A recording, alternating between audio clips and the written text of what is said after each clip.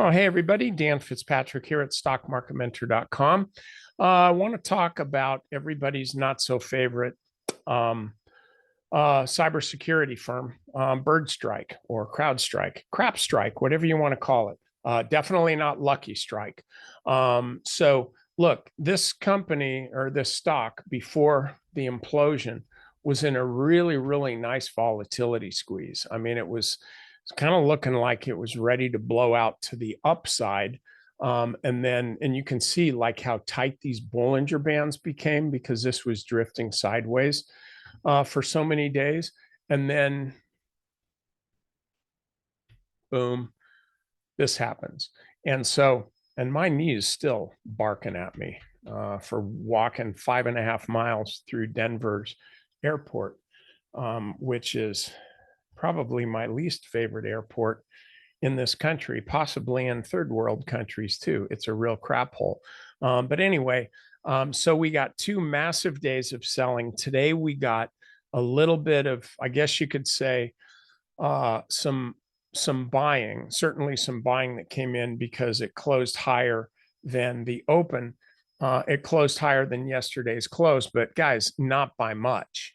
1.2% up. And so I don't think this is close to being a slam play buy. Oh, the stock's gone down too much.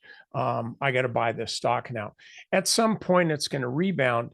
But I think, frankly, if you want to play that game, then you should look at today's intraday high of 277, and your entry should be just above there.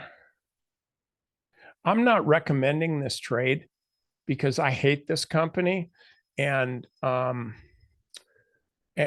actually think it has further to go ultimately. And the reason is not because I hate this company, but because the outage that this thing caused was so widespread that these big companies that are using CrowdStrike, they may continue to use it. I mean, we have a CRM. I won't say what the name of the company is, but we have a CRM that we absolutely hate. But it's such a pain in the butt to change that hating it is more cost efficient than leaving it.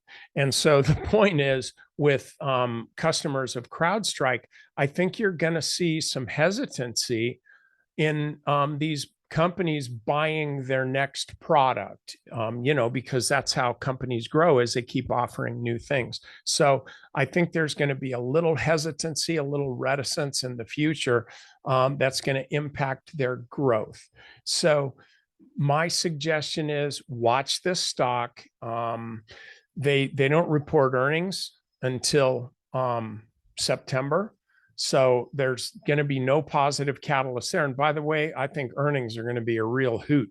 So just stay away from this. If you're bullish, wait until it breaks through 277. If you're bearish, wait till it breaks through 258.77. You would probably have a hard time getting a borrow if you're looking to short this stock, and it's not a stock that you should be shorting anyway.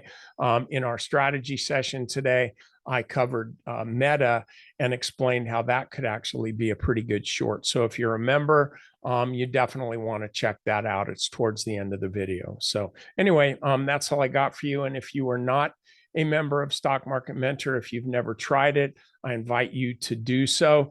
The trial, if you're having a hard time ponying up for the trial, then this is probably not for you anyway. So just go get an ice cream cone instead. They're probably about the same as long as you get a single scoop. So I'll see you next time.